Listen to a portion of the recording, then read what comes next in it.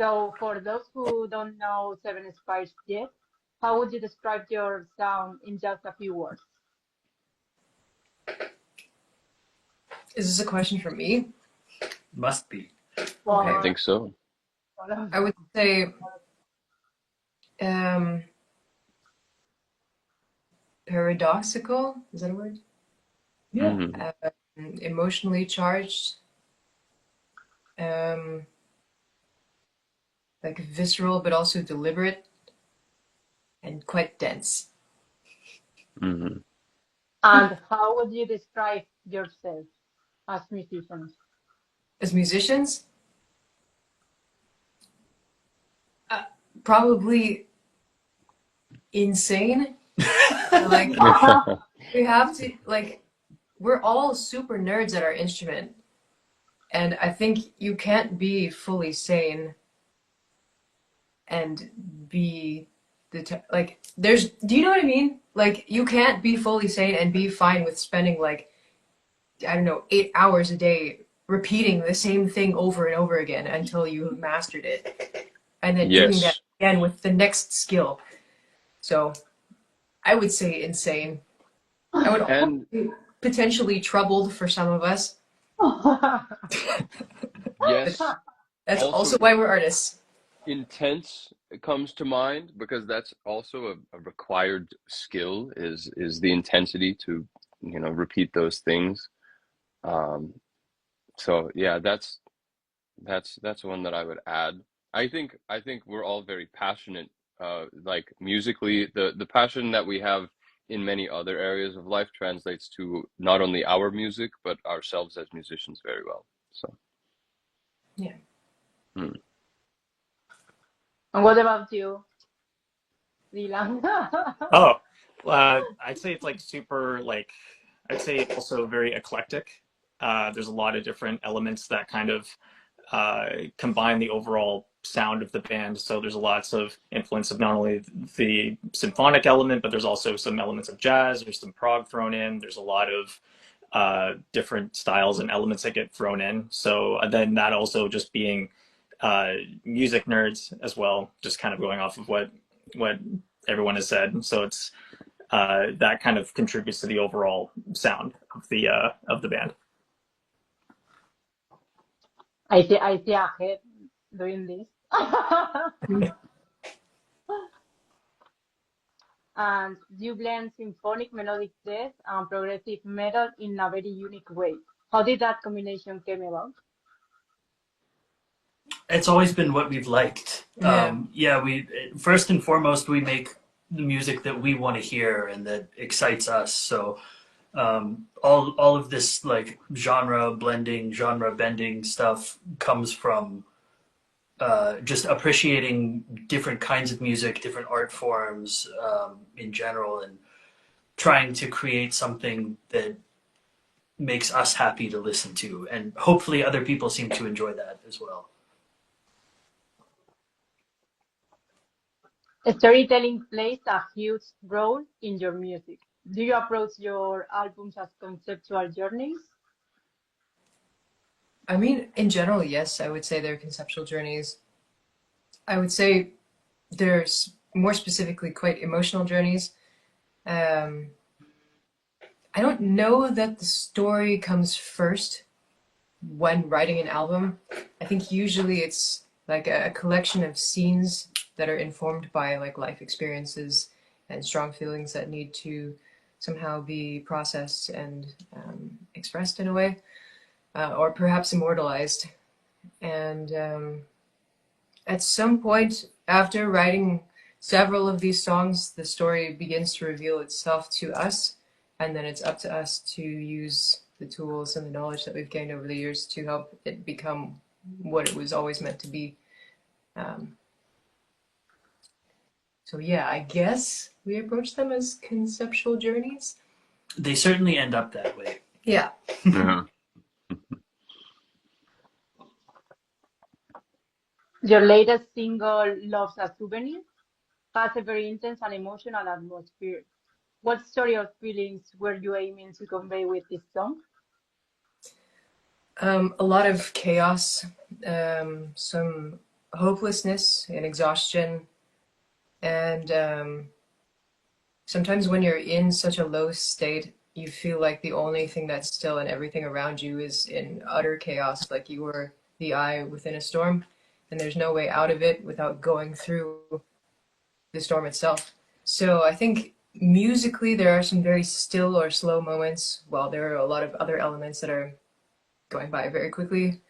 And I think there's just, yeah, a lot of slow agony. And maybe even a tiny glimmer of hope in the chorus when you like have these same cadences over and over again back into minor, but then you have to find the line, and we finally get like the major third, and it sort of like opens up into something that could maybe one day be positive. So yeah, I guess not a very nice cocktail of feelings, but it seems to be one that resonated with people quite deeply. Hello. Hmm. Does this track hint at the new conceptual chapter for the band, or is it meant to stand on its own? Sorry, what was the question? Does this track hint at a new conceptual chapter for the band, or is it meant to stand on its own? Oh, this song is part of our most recent album, A Fortress Called Home, that came out last year. Mm-hmm. So it's not a standalone single, and it's part of that record. It's just a new music video. Yeah, we always wanted to make a video for it, but like money and also time. But we finally had enough of both to make that video. So there it is. And Adrienne, your vocal range is incredibly versatile, shifting from operatic to harsh growls. How did you decide which style to use in each song? How do I decide which style to use? I think it's quite intuitive. Again, I think every single answer I've given in this interview so far has been like, it's very emotional. But yeah, it absolutely is. In general, my approach to writing songs and writing music in general and like singing and performing, also how I move my body, everything is very, I don't know, based in a root feeling. So whatever is the theme of that song, if there's like a deep darkness that is coming from somewhere very ugly but powerful, that probably means it's time for harsh vocals. And if it's coming from a place that's very rigid and refined, that probably means like let's draw from the classical world, because that's kind of how what's the word, pedagogy, whatever. Mm-hmm. That's, yeah, like how classical training is. Anybody that's had classical training will probably agree with me. It's kind of terrifying at some points.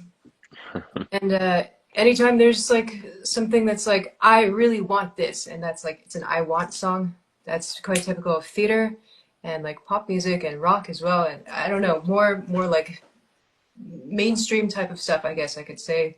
And that lends itself really well to belting, because it's the kind of thing that you would shout from the rooftops anyway. Like, I love this person, or I need this thing, or I'm pissed about that. Yeah.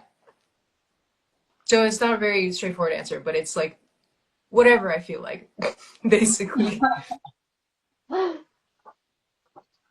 What emotions or messages do you hope listeners carry with them after hearing your music? This is also a question for me, or do you want to go for it? I guess any of you. it's hard to say, because I think you, as the artist, you never know how the audience is going to respond to what you're doing. You only know what you put into it.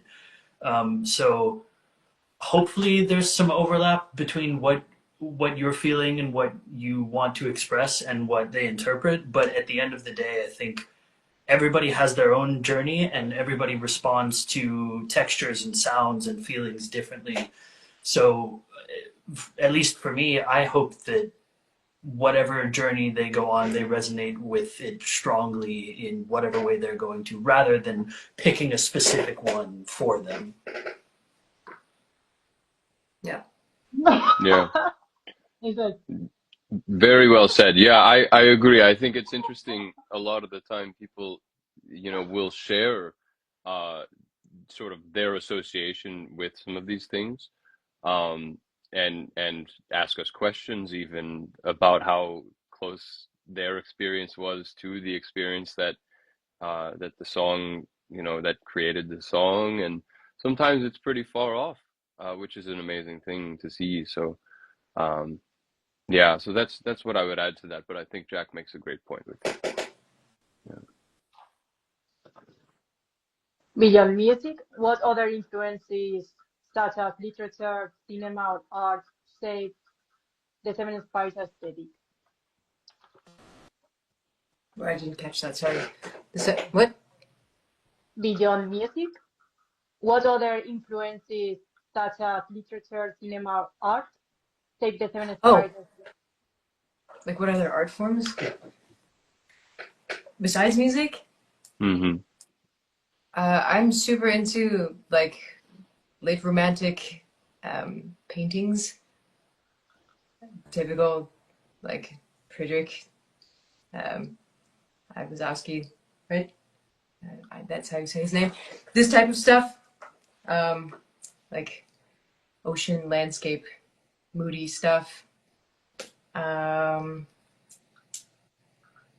don't know. I play a lot of like RPGs, video games, stuff like that. I enjoy reading. I think most of us do. That was a lifelong thing. Um, yeah, spending time outside, not in the sun. Anybody else? I definitely think that we are known to pillage a bookstore when we're on tour. So we'll hit the bookstore pretty hard.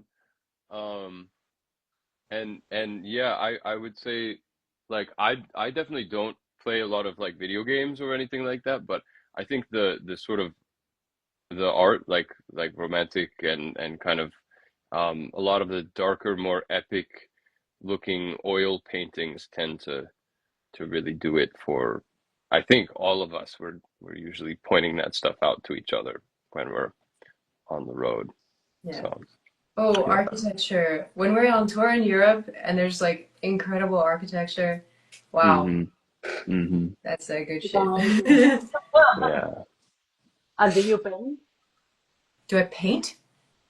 Yes. Not well. There was a time when I was a kid, long time ago, when I wanted to be a visual artist. And my mom introduced me to the world of art in general, and she was super supportive of every creative endeavor. Um, and I enjoyed painting. I still do for fun, basically. Um, but sometimes it's good to just do things for fun, and we don't have to monetize it. Everyone else see it. Mm-hmm. Yeah. It's like I try to sing, but it's impossible for me. If you enjoy it and if it brings you some peace, that's all that's important, I think. Only in the shower. Yeah, in the shower. Yeah.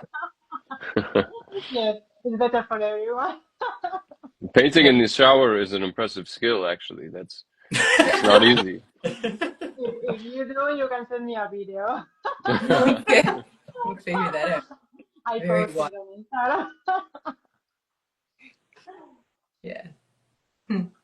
What was your experience like playing at Leyendas del Rock this year? Hot. Sweaty, yeah. It was our first time as a band in Spain, actually, and it's the Spanish audience is known for being extremely intense, and I think that was proved correct. It was really cool to play there. The air and the scenery in Alicante was beautiful. Yeah, it was a really great experience, especially for a first time in Spain, and I hope we can come back very soon. What did you like the most from The Spain? the food was amazing. Like we ate almost exclusively, at least me, I ate every meal at the hotel restaurant, and it was very good. I had everything that I wanted to have on the menu, and that was lovely. And also the other thing, as Jack said, like the audience was really, really fantastic. I had such a fun time at that show. I think we all did, but I you know, I right before the show, I felt this kind of like energy that I used to feel when I was a teenager, before a show where you'll like kick over the amps or something. Like I had that kind of energy for that show, and so that felt pretty special. I think the people were pretty amazing. Yeah. Yeah. The people was impressed with your show. That's That's, cool. that's nice to hear. Yeah, He said the same. that's great. How did you feel about the reaction of the Spanish? No, that's the same question. Sorry. Did you notice any big differences between the Leyendas crowd and other European festival audiences? Everybody spoke Spanish, and that was very different for us. We have a lot of experience with, like other audiences in Europe, and it because the crowd was so different and so intense, it was actually a different experience for us on stage trying to engage with the audience. And I think anytime you play to an audience that doesn't speak your native language or a language that you speak, there are challenges that come with that, but also the love of the music at the end of the day comes through no matter what you do. So yeah, that's always an intense experience that depends on where you are, but it's it's nice to know that like at the end of the day the community is centered around the art and not our skill with other languages. Mm-hmm. Mm-hmm. Yeah, I think that was one of the bigger differences was, like Adrienne speaks a little bit of German and I speak French, and we usually can make we can usually have a little bit of fun practicing languages and stuff, and we were actually talking earlier about the fact that we should like try to learn some phrases in Spanish and stuff like that, because then I bet the whole audience would be like, "Wow," and really really react to that. So for the next time when we come back to Spain, we're probably going to say whatever silly things we can come up with in Spanish. So If you need to practice, you can call me, and I will. yeah. I will Yeah, I might have some questions for you explain. to say some crazy stuff. So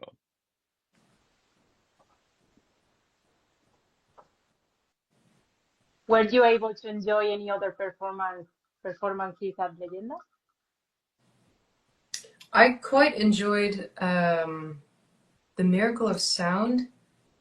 I didn't really get to see their show that much. We were shopping at the booths, but they sounded so incredible, and from what I could see, they also looked so great.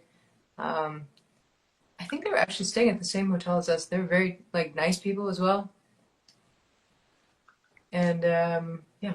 We didn't get to see too much of it. Actually, there were quite a few bands on the fest as well that are favorites of mine that I didn't get a chance to see just because of the logistics of getting back and forth between the festival grounds and the hotel and playing the show and then going back. And it was actually a surprising bummer to not see too many of the bands on this trip. But hopefully next time. I would have loved to see Kanonenfiber, this German black metal band that was playing around the time that we were on, and the Halo Effect was there. Cemetery Skyline was playing the day before. Yeah, so unfortunately, not really, but hopefully next time.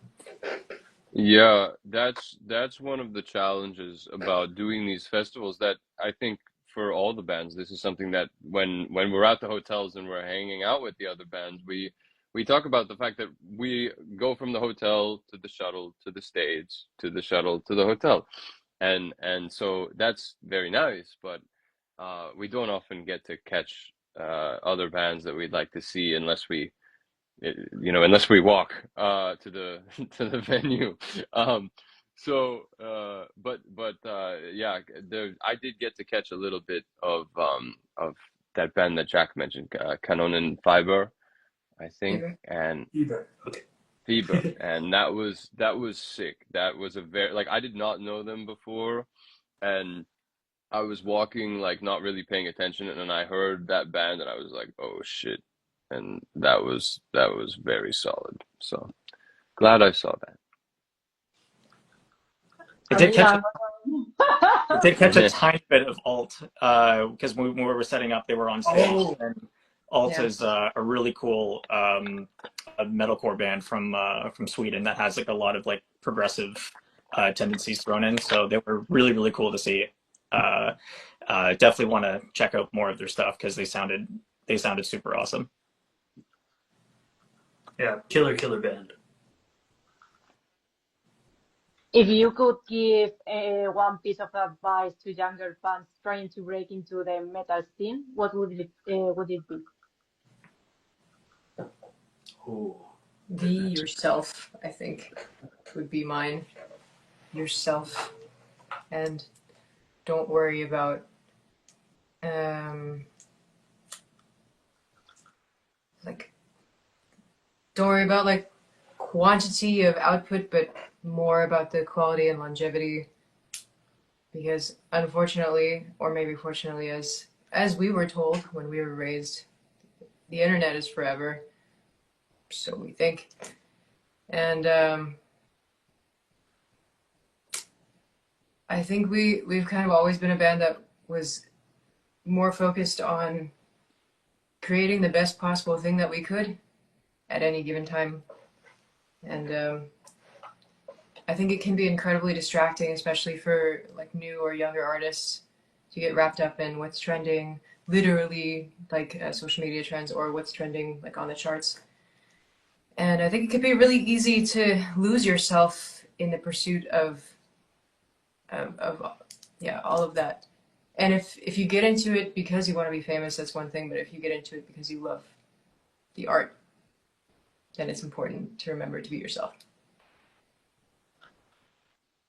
I think my advice would be similar, but I see and I talk to so many bands, like younger bands or like smaller, hungry bands that are wanting to take their careers to the next level, but they're looking for that one connection or that one thing that will be a shortcut into making it. And I think this is maybe comes from the older kind of 80s way of doing things where, like, the scout would come to the bar and see your band and then suddenly you're Guns N' Roses playing the biggest stages in the world, and that's just not how it works anymore. So I think if you really love your craft and you love art and you love the lifestyle, you're going to have to grind for it. You're going to have to put in a lot of hard work over a long period of time, and that is the reliable way of getting ahead, and not looking for that networking secret or that shortcut that will make it happen for you.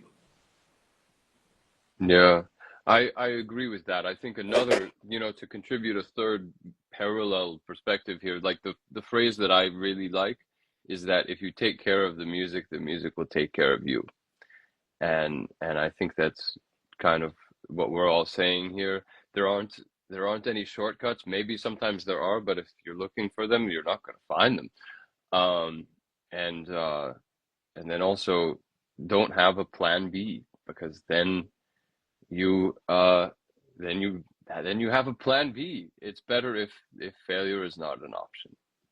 Mm-hmm. Yeah. Just to kind of contribute as well, don't be afraid to experiment with your sound. Don't be afraid to branch out and try different things. And even if it sounds like it's the weirdest type of blending of genres or styles, like, I think you can come up with something that's really unique. If, like, let's say if you really loved comic books, but you also love, I don't know, tech death, and you can combine those two together. Or if you really like funk music, but you also really like progressive metal, you can toss those ideas in as well. So, like, don't be afraid to just try as many different ideas as possible and see which things land, because then that's just going to be uniquely yours in the long run.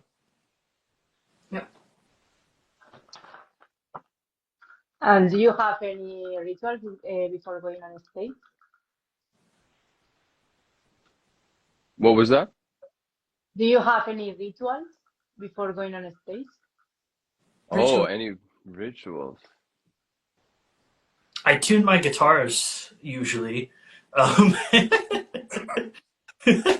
we change our clothes. Yeah, we do like a band hug. We do a band hug. That's true. Mm, Extra mm. deodorant. Yeah. Yeah. Yeah. Yeah, so especially with the festivals, but in general, usually the pre-stage time, there are one or more things going on that eat up that time right up until the last minute of the intro track starts. So, like, I would love to have a little more ritual time, but it's usually like, are the belt packs on? Where's this? Where's that? Is everything plugged in? Are we good to go? All right, roll it. It's usually a, a pretty quick thing. Yeah. I personally I always fit in recently for the last 1 or 2 years. I always fit in some time to just look at the sky if we're outdoors. Or actually even if we're not outdoors, I will go outdoors and look at the sky for like a minute or something. And that's a good one. Yeah. I do like a grounding exercise and like some slow, like a Tai Chi type of stuff for breathing and feeling like the energy of whatever city we're in beneath my feet and feeling whatever constellations are above us there and try to stand a bit taller and open myself to the right energies and become like a conduit for that instead of a small speck of dust yelling on a stage. Yeah. But that usually happens during the intro track when you guys have already like gone on stage. So I'm just Mm. there. Yeah. What do you listen to when you are not writing or playing metal? A lot of lo-fi and like sleepy jazz and K-pop. I usually listen to clients yelling at me on the phone about their albums. I also do audio production outside of being in a band, so I end up listening to like probably more metal than I actually want to when I'm not playing it myself in a great way, but in a also a very technical way. So I find myself more and more often enjoying silence when I'm not on the clock and in a book or a candle or something like that. I like orchestral music too, like soundtracks and yeah, same like late 19th century type beat. Hmm. And What if you about you, could Dylan? play another genre of music, what would it be? Oh, No that's a good reggaeton, question. please. Hmm. That's very tough. I Yeah. mean, I mean, mm, you do, Pete. You guys, most of you I all other yeah, stuff. I do. I have this piece of furniture behind me there, and that's actually an instrument too. Yeah, I play like a lot of jazz, you know, and that's also what I listen to. I listen to like really annoying old New Orleans jazz, which is cool, um, and a lot of orchestral stuff and Rachmaninoff, especially recently. But yeah, I play like a lot of like Manouche jazz, especially, um, and that's fun. I would love to play more like kind of. I would love to play more like neo soul type stuff. So that's like hiatus coyote type of thing. I really like, and I wish that I could, but I don't think there's a lot of time to do that. And also, I don't really know hiatus coyote as people, and so I don't do that. I would love to like just play like get into like more of the breakcore stuff or like the late kind of like 2000s drum and bass type of style that was used in like a ton of like old video games and stuff like that, like playing that style, like Igor or Venetian snares or something like that, where it's like Yeah. super drum heavy, very fast, very intense. So it kind of correlates to a lot of like metal in a sense, but it's just thrown into like more of like a techno kind of setting. That stuff is always super fun, but also like kind of makes you laugh because it's so unrealistic to play it. But the challenge of it between like a lot of different drummers that try and get as close to it as possible is always fascinating how everybody approaches it. So playing that style is always a lot of fun to kind of push how far you can play and how intense you can play and how come you can play within such an intense setting. And is there anything else you would like? Sorry? Oh, no, go ahead.